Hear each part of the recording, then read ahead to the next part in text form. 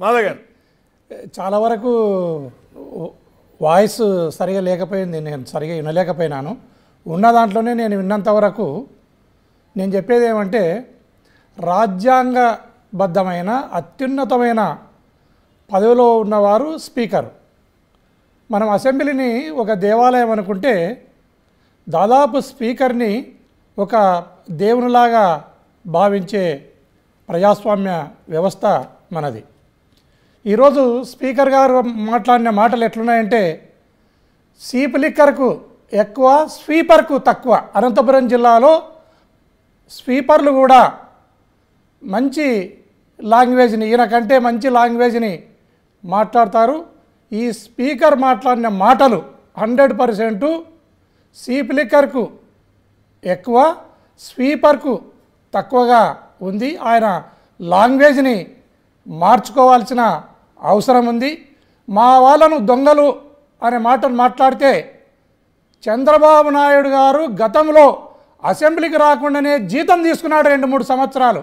ఆయనను గజ దొంగ అందామా, యమ దొంగ అందామా, లేకుంటే ఆలీబాబా అందామా, ఏమనాలనో దీపక్ రెడ్డి గారే ఈ ప్రశ్నకు సమాధానం చెప్పవలసిందిగా నేను అడుగుతున్నాను, ప్రశ్నిస్తున్నాను కూడా. రైట్, దీపక్ రెడ్డి గారు దీనికి రియాక్ట్ అయితే తులసిరెడ్డి గారి దగ్గరికి వెళ్తా. అండి, ఇక్కడ ఒక క్లారిటీతో నేను చెప్పాలనుకుంటున్నాను. మాధవ్ గారు కొంచెం కన్ఫ్యూజ్ అయినట్టున్నారు. చంద్రబాబు నాయుడు గారు రానని చెప్పి ఛాలెంజ్ చేసి బయటకు పోయినారు. అందరి కళ్ళ ముందే మనం చూసాం. మళ్ళీ చీఫ్ మినిస్టర్ అయ్యి మళ్ళీ రావడం జరిగింది.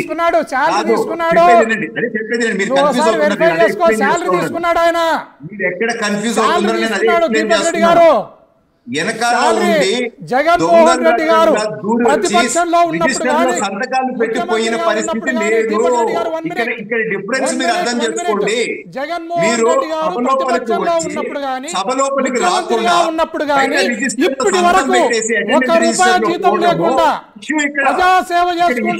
మీరు అర్థం చేసుకోండి. మాట్లాడుతున్నామో దయచేసి అర్థం చేసుకోండి. నీ చంద్రబాబు నాయుడు గారు అర్థమవుతున్నట్టు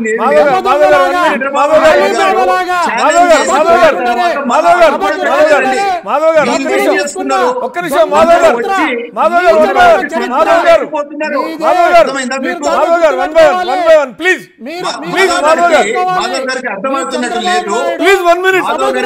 అయిపోతా ఉన్నారు.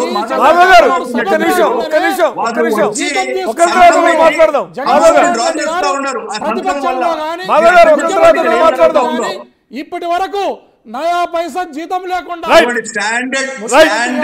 ఇది వైఎస్ఆర్ ప్రోటోకాల్, వైఎస్ఆర్ పార్టీకి సంబంధించిన ప్రోటోకాల్. ఎప్పుడు ఎక్స్పోజ్ అయిపోతారో పాయింట్ తప్పించాలని చెప్పి చూస్తారు. ఇది వాళ్ళ స్టాండర్డ్ ఆపరేటింగ్ ప్రొసీజర్, ఇది వాళ్ళ ట్రిక్స్. ఇప్పుడు నేను సూటిగా మాధవ్ గారిని ఒక ప్రశ్న అడుగుతున్నాను. మాధవ్ గారు దీనికి జవాబు చెప్పగలిగితే చెప్పండి, లేకపోతే మీరు గేమ్ ఆడుతున్నారని ప్రజలకు కూడా అర్థం అవుతుంది. చంద్రబాబు నాయుడు గారు ఎప్పుడన్నా వచ్చి సంతకం పెట్టినారా? ఇప్పుడు వీళ్ళు పెడుతున్నట్టు వీళ్ళు సంతకాలు పెట్టి ఈ అలవెన్సెస్ అన్నీ డ్రా చేస్తున్నారని చెప్పి మనకి రికార్డ్స్ నుంచి తెలుస్తా ఉంది. ఇది కరెక్టా? అది నేను సూటిగా ప్రశ్నిస్తున్నాను. వాళ్ళు సంతకాలు పెట్టి డ్రా చేసి చంద్రబాబు నాయుడు గారు అని చెప్పినప్పుడు రాని మనిషి ఆయన ఏ ఒక్క దగ్గర సంతకం పెట్టలేదు. దాన్ని దీన్ని మీరు ఎట్లా ఈక్వేట్ చేస్తారు? రైట్,